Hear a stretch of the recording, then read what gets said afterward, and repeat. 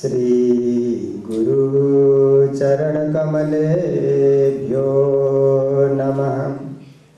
वंदो सतगुरु चरण को करु धनि प्रेम प्रणाम।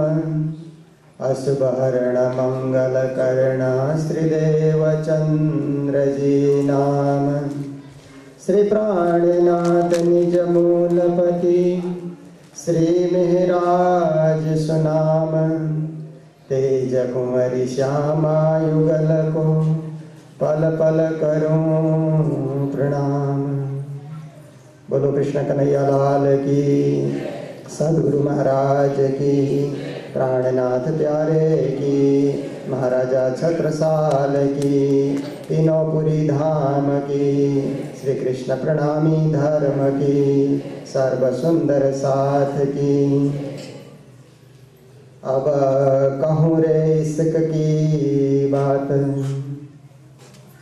परम आदरणीय आचार्य महाराज श्री, मंच पर विद्यमान समस्त संतजन, गुरुजन, सद्धर्म प्राण शिरोमणि सुंदर साथ जी, माताएं, बहनें, भाइयों, सुंदर अवसर, सुखद अवसर, आनंदप्रद अवसर, एक एक क्षण, एक एक पल व्यतीत होता जा रहा है और ये पारायण का 5 दिवसीय कार्यक्रम कल इसकी पूर्णावधि भी हो जाएगी।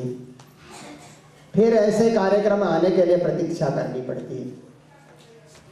भारत में, नेपाल में जो सुंदर साथ रहते हैं उनको बहुत लंबी प्रतीक्षा करनी नहीं पड़ती।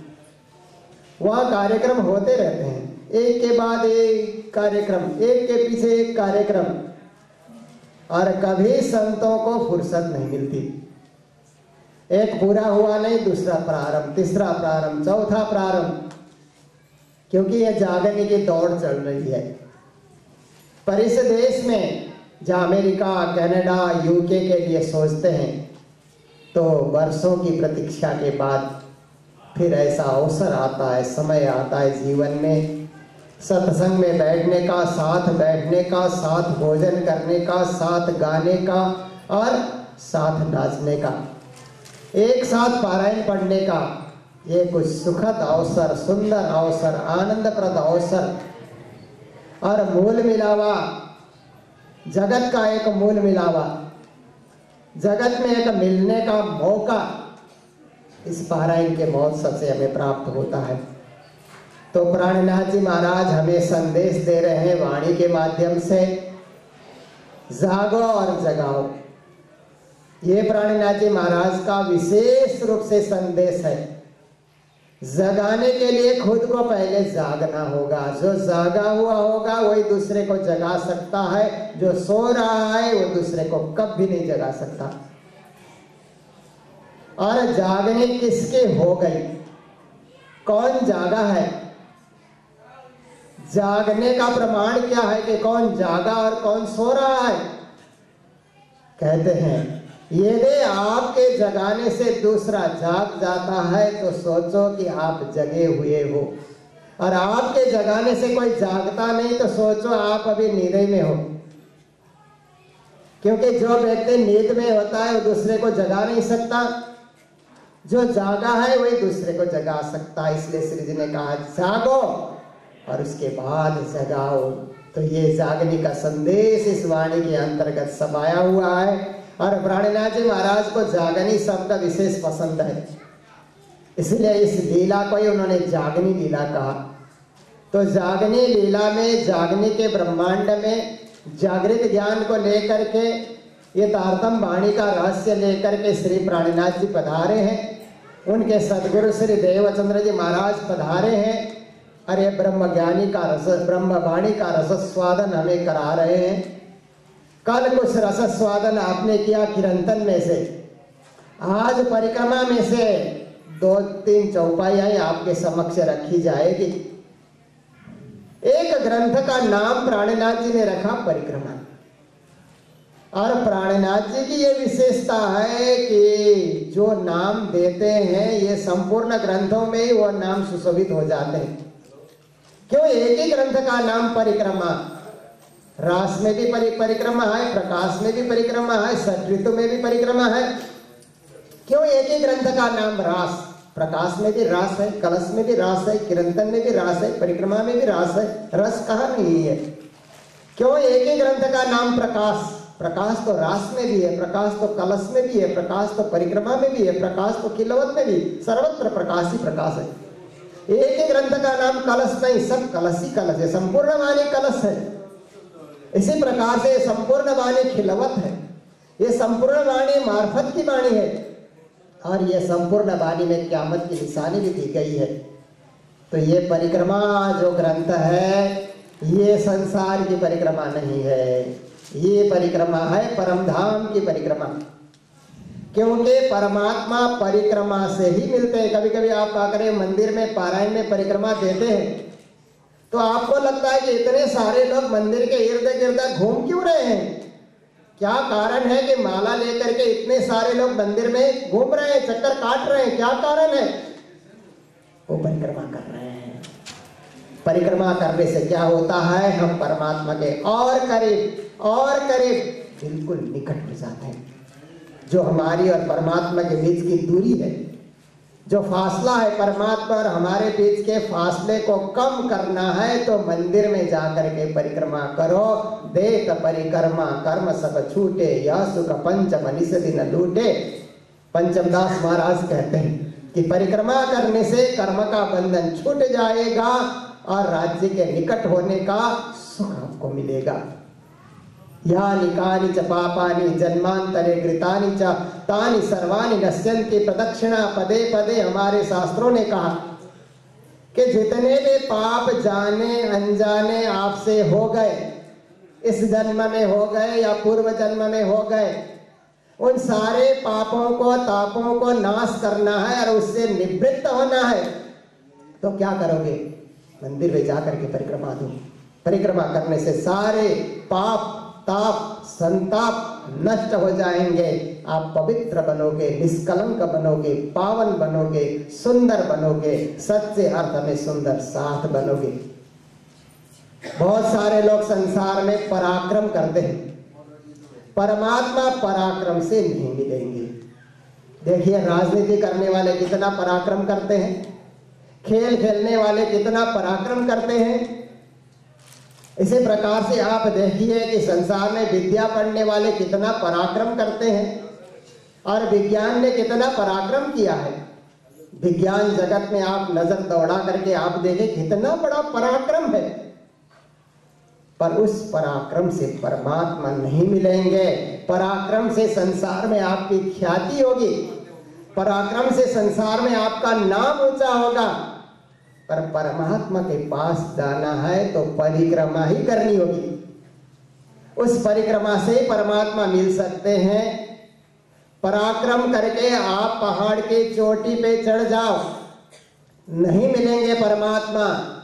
पराक्रम करके आप जोर जोर से बड़ी बड़ी आवाज में आप जो है भाषण दो, नहीं मिलेंगे परमात्मा। पर उनके मंदिर में आकर के धीरे धीरे पांव से चल करके आप परिक्रमा करो, उससे परमात्मा मिल जाते हैं। तो ये परिक्रमा ग्रंथ महामती प्राणनाथ जी कहते हैं श्री किताब इलाही दुल्हन और साजिन की। ये जो किताब है ये इलाही का अर्थ होता है परमात्मा। इलाही कैसी कैसी सूरत तूने रची, हर सूरत दिल से लगाने के काबिल है। कभी लोग कहते हैं ना परमात्मा को इलाही, खुदा, ईश्वर, मालिक, गॉड, सर्वेश्वर, राज्य, इलाही। तो ये जो परिक्रमा ग्रंथ है इलाही किताब है या परमात्मा की ये किताब है। फिर कहते हैं इलाही मात्र इलाही नहीं, इलाही दुल्हन, राज्य की दुल्हन श्यामा जी हो गई। तो ये श्यामा जी को समर्पित किताब है। और हर साजिन का अर्थ होता है दिव्य परम धाम। दिव्य परम धाम से श्यामा जी के लिए समर्पित ये जो किताब है, इसलिए परिक्रमा ग्रंथ श्यामा स्वरूप को समझने के लिए, क्योंकि श्यामा जी ने अंग वो सुंदर साथ, श्यामा को समझेंगे तो सुंदर साथ को समझेंगे, सुंदर साथ को समझेंगे तो 25 पक्ष को समझेंगे, परम धाम के आनंद को समझेंगे, क्योंकि श्यामा आनंद स्वरूप है। राज्य में सत, चेत और आनंद है। ब्रह्म सच्चिदानंद स्वरूप है। तो सत से तो सृष्टि का कार्य करता है ब्रह्म। अक्षर के माध्यम से अक्षरात् संभवते विश्वम कोटिशो हेंडराशय। पूर्ण ब्रह्म परमात्मा अक्षर को अपने सत अंश को आदेश देते हैं तो विश्व ब्रह्मांड की रचना होती है, सृष्टि कार्य प्रारंभ हो जाता है। फिर महाविष्णु मन मन थे त्रिगुण ता थे फिर चर सब उत्पन्न, ये सब का कार्य है। चिद घन स्वरूप स्वयं वो पूर्ण ब्रह्म परमात्मा है। चिद सत्ता अपने पास ही वो छुपाए रखते हैं। चिद घन रूप पूर्ण स्वरूप तुमको हमारा है परिणाम। वो चिद घन चिद सत्ता वो दूसरों को बांटते नहीं, चिद सत्ता अपने पास ही वो छुपाए रखते हैं। और आनंद स्वरूप श्यामा महारानी है। तो परमधाम के आनंद को पाने के लिए श्यामा को साधना होगा। जैसे वृंदावन में बहुत सारे पंथ है, कहते पहले राधा को साधो तो कृष्ण मिलेंगे, माँ को साधो तो पिता मिलेंगे, ऐसे लोग कहते हैं। इसी तरह से ये जो है इलाही दुल्हन ये परिक्रमा ग्रंथ है और इसका प्रकरण, पहला प्रकरण का नाम है प्रेम का प्रकरण। आपको आश्चर्य होगा कि प्रेम से परमात्मा कैसे मिलते। पर बड़े बड़े ज्ञानी, बड़े बड़े ऋषि, बड़े बड़े मुनि और बड़े बड़े महात्मा कहते हैं कि हमने जीवन में कर्मकांड किए, कर्मकांड के मार्ग से परमात्मा को पाना चाहा, परंतु ये तो पिपीली का मार्ग है, चींटी के चलने के समान मार्ग है। चींटी चल करके पहाड़ के चोटी में कब पहुंचेगी कुछ पता नहीं, मर जाएगी बीच में। कर्मकांड करते करते हम जन्म जन्मांतर में मरते रहेंगे, जन्म लेते रहेंगे, प्रभु की प्राप्ति नहीं होगी। कुछ ऋषियों ने कहा उपासना का दूसरा मार्ग है, हम प्रभु की उपासना करें, देवताओं की उपासना करें। पर देवता भी तो एक नहीं है, कितने देव हैं, इतने सारे देवताओं की उपासना कब करेंगे, कैसे करेंगे, कैसे रिझाएंगे, कुछ ये भी समझ आने वाली बात नहीं है। फिर इसके बाद कुछ ऋषियों ने कहा योग का मार्ग अपना लो, योग के माध्यम से आगे बढ़ो। पर यम नियम का ही पता नहीं चलता, आसन साधना ही नहीं आता, प्राणायाम करना ही नहीं आता, प्रत्याहार, धारणा, ध्यान, समाधि, उस अष्टांग योग 8वें समाधि योग तक जाना, क्योंकि समाधि योग में ही अंतर प्रकाश का अनुभव होता है, बाकी सब तो माध्यम है। जो 8वें स्थान में आप पहुंचोगे तो ही अंतर प्रकाश का अनुभव होगा, पर वहां तक कैसे पहुंचोगे ये भी कठिन है। सब योग नहीं कर सकते, सब योग के मार्ग में आरूढ़ हो नहीं सकते। योग करने के लिए आहार विहार भी उसी प्रकार का होना चाहिए, उसी प्रकार के आपके जीवन शैली होनी चाहिए। तो क्या करें? फिर कुछ ऋषियों ने कहा ज्ञान का मार्ग है, प्रभु को पाने के लिए ज्ञानी बनो और ज्ञान से परमात्मा प्राप्ति करने के लिए प्रयास करो। पर सबको भी ज्ञानी बनना संभव नहीं। आज तो ऐसा युग आ गया है कि आधा घंटा बैठना भी संभव नहीं, क्योंकि इतने तो मोबाइल में फोन आते हैं और इतने टीवी में इतने सारे चैनल, इंडिया में भी 270 चैनल आ रहे हैं, बल्कि उससे भी ज्यादा, और रोज नए चैनल आ रहे हैं। क्या क्या देखोगे, कितना चंचल युग हो गया, कितना काम, कितना विस्तार। कब वेद पढ़ोगे, कब पुराण पढ़ोगे, वेद भी एक नहीं 4 हैं, पुराण भी 18 पुराण है, 64 तंत्र शास्त्र हैं, महाभारत और रामायण जैसे इतिहास के ग्रंथ हैं, 1008 से भी ज्यादा उपनिषद हैं, संतों की वाणियां अनेक हैं। कब पढ़ोगे, कैसे पढ़ोगे, ज्ञान कब प्राप्ति करोगे? इसलिए इन सब से परे श्री कृष्ण ने द्वापर में आकर के एक नया मार्ग प्रभु प्राप्ति के लिए नई राह उन्होंने दी, वह प्रेम का मार्ग। गोपियों को उन्होंने सिखाया, गोपियों को उन्होंने बताया कि एक मार्ग ऐसा है कि कुछ करना ही नहीं पड़ेगा, बस हृदय में प्रेम प्रकट करो। और वो प्रेम दूषित नहीं होना चाहिए, वो प्रेम विशुद्ध होना चाहिए, वो प्रेम समर्पित प्रेम होना चाहिए, उस प्रेम में देने का भाव होना चाहिए, लेने का भाव नहीं होना चाहिए। संसार के प्रेम और प्रभु के प्रेम में अंतर है। संसार के प्रेम में क्या होता है? संसार के प्रेम में तो कहीं ना कहीं जाकर के स्वार्थ होता है, प्रभु का प्रेम निस्वार्थ होता है। संसार के प्रेम में शोषण होता है, प्रभु के प्रेम में समर्पण होता है। संसार के प्रेम को आप देखो तो कहीं ना कहीं टूटने वाला प्रेम होता है, भंग होने वाला प्रेम होता है, प्रभु का प्रेम अखंड होता है, संसार का प्रेम खंडित हो जाता है। संसार का प्रेम खट्टे के पानी के समान है, जरा सा हिला दो तो गंदा हो जाएगा। प्रभु का प्रेम बहते नदी के समान पानी है, कितना ही हिलाओ फिर भी वो गंदा होगा ही नहीं। संसार का प्रेम देखिए बखत बखत पे बदलता है। बच्चा पैदा होता है तो माँ से चिपका रहता है। कहते हैं कि 3 दिन के बाद बच्चा माँ को पहचानने लगता है। जब उसका जन्म होता है तीसरे दिन से ही माँ को पहचानता है। तो माँ से चिपका रहेगा बच्चा, पर 3 महीने के बाद पिता को भी पहचानने लगता है। फिर माँ को छोड़ करके पिता के पास जाता है। पहले माँ से प्रेम था, अब पिता से प्रेम शुरू हो गया। फिर उसके बाद अब दोस्तों से प्रेम शुरू हो जाता है तो खेलने चला जाता है। माँ बुलाते रहते, बाप बुलाते रहता है, बच्चा लौट के आता नहीं, बच्चों दोस्तों से खेलता रहेगा। क्यों? उसका प्रेम बखत बखत पे बदल रहा है। पहले प्राइमरी लेवल के बच्चे, फिर सेकेंडरी लेवल के उसके साथी, फिर कॉलेज के साथी, फिर यूनिवर्सिटी के साथी। होते होते जब विवाह कर लेता है तो पत्नी से प्रेम होता है, अगर स्त्री है तो पति से प्रेम हो जाता है। देखिए, फिर धीरे धीरे घर में बच्चे आते हैं तो बच्चों से प्रेम होता है। कितने बार संसार का प्रेम बदला, जैसा मौका देखा संसार का प्रेम बदला।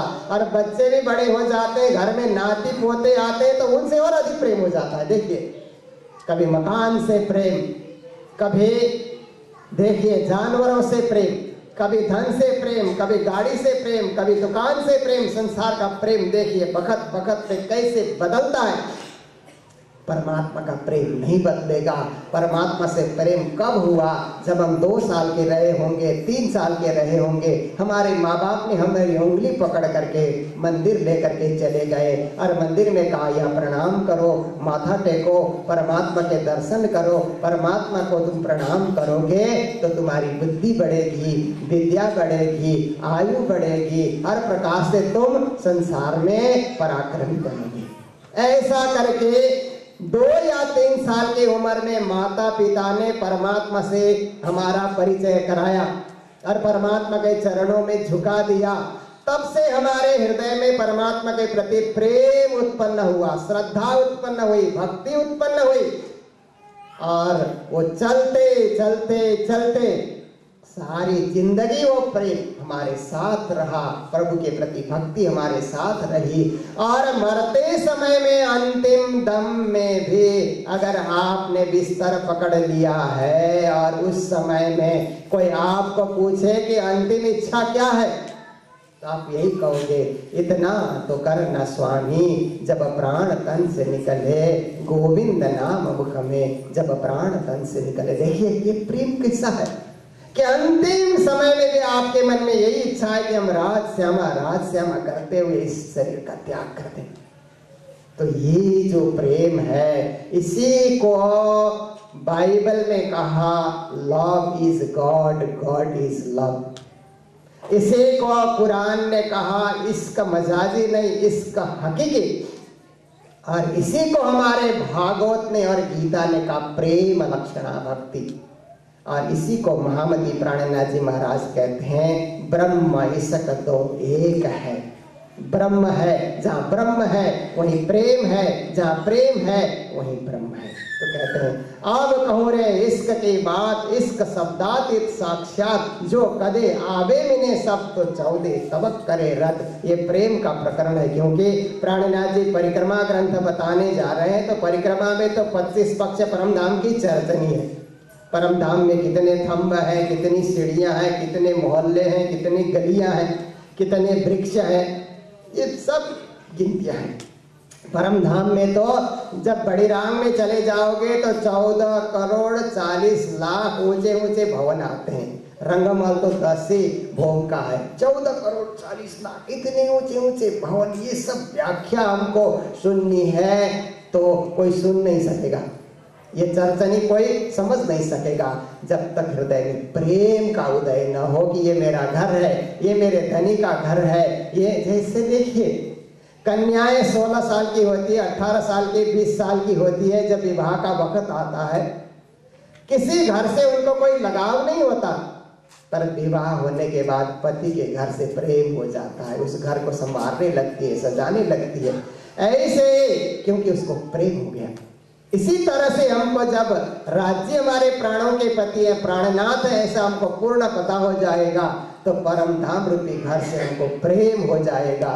तो चरचनी पढ़ने के लिए दिल में प्रेम उदय होना बहुत जरूरी है। बिना प्रेम कोई चरचनी पढ़ नहीं सकता। इसलिए ये प्रेम का प्रकरण श्री जी महाराज ने रखा। तो इस प्रकरण में देखिए 76 बार, ये लंबा सा प्रकरण है, इस प्रकरण में 76 बार तो इसका शब्द आया है, 72 बार प्रेम शब्द आया है। तो कभी कभी कुछ लोग कहते हैं कि इसका और प्रेम में भी फर्क है, ऐसा कहते हैं, पर श्री जी महाराज ने ऐसा फर्क कुछ नहीं रखा। जहाँ 76 बार एक ही शब्द का प्रयोग और 72 बार फिर उसी को वो प्रयोग कर रहे हैं, तो कहते हैं प्रेम दर्द इश्क तुम्हारा मैं फेर फेर मांगू फेर, प्यारे मिलो प्यारे पीयूषों प्यारे, महामती कहे बेर बेर। महामती तो प्रार्थना करते हुए राज्य से कह रहे हैं, हे श्री राज्य महाराज, आपका प्रेम, आपका दर्द, आपका इश्क हम बारंबार मांग रहे हैं। तो दर्द कहो, क्योंकि परम धाम जाने के लिए दो चीज बहुत जरूरी है। हमने वाणी में अध्ययन करके देखा कि दो चीज बहुत जरूरी है। एक है सखी भाव। स्त्रियों के लिए थोड़ा आसान है सखी भाव प्रकट करना, पर गुस्सा नहीं आना चाहिए। अगर आपको गुस्सा आता है तो सखी भाव के पथ पे आप भी नहीं चल सकोगे। इसलिए आपको भी साधना होगा अपने को कि क्रोध ना आए, लोभ ना आए, अहंकार ना आए, द्वेष ना आए, छल ना आए, कपट ना आए, क्लेश ना आए, कुछ ना आए। तो एक तो परम, अब पुरुष के लिए कठिन है सखी भाव प्रकट करना, पर प्राणनाथ जी महाराज कहते बिना सखी भाव परम धाम का द्वार खुलेगा ही नहीं। हम सिर पे रुमाल क्यों रखते हैं? एक तो राज्य को आदर देने के लिए, दूसरी बात है सखी भाव प्रकट करने के लिए। सखी भाव प्रकट करने के लिए ये एक उदाहरण है। तो एक परमधाम जाने के लिए सखी भाव चाहिए, और दूसरे नंबर में परमधाम जाने के लिए दर्द होना चाहिए, विरह। स्वामी जी ने वाणी में रास में भी विरह है, प्रकाश में भी विरह है, कलश में भी विरह है, षटऋतु तो विरह वाणी है, सिंधी विरह वाणी है, हर जगह प्राणनाथ जी महाराज ने विरह वाणी गाई। तो जब तक विरह प्रकट न होगा, दर्द प्रकट न होगा, कभी कभी सुंदर सत क्या करे, हो वो करके जयकारा लगाते रहते, जोर जोर से, एक जयकारा, दो जयकारा, चार जयकारे, जोर जोर से। उनको पूछा आपको क्या हुआ? कहते मेरे को जोश आता है।